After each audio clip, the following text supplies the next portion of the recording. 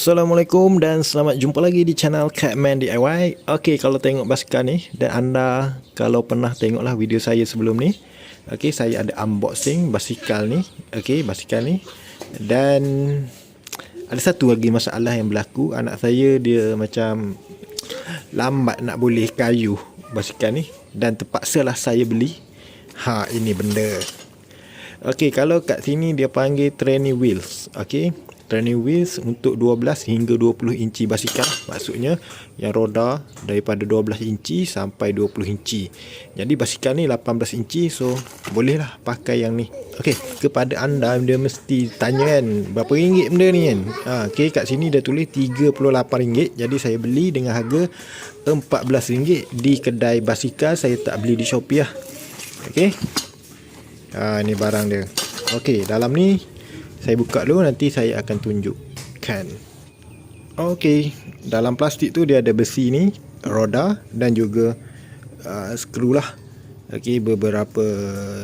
Okey, tanpa buang banyak masa, jom saya pasang dan anda boleh tengoklah sebagai sebagai rujukan.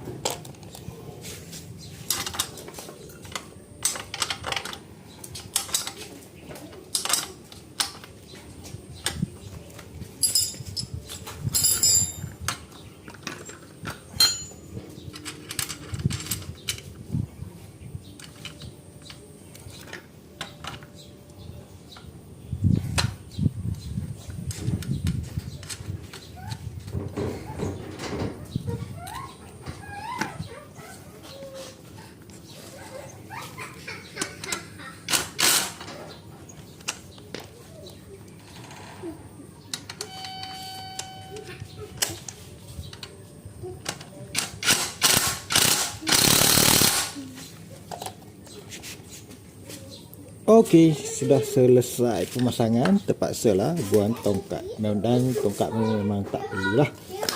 Okey, jadi itu saja perkongsian untuk hari ini. Kita jumpa lagi di video-video yang akan datang. Assalamualaikum.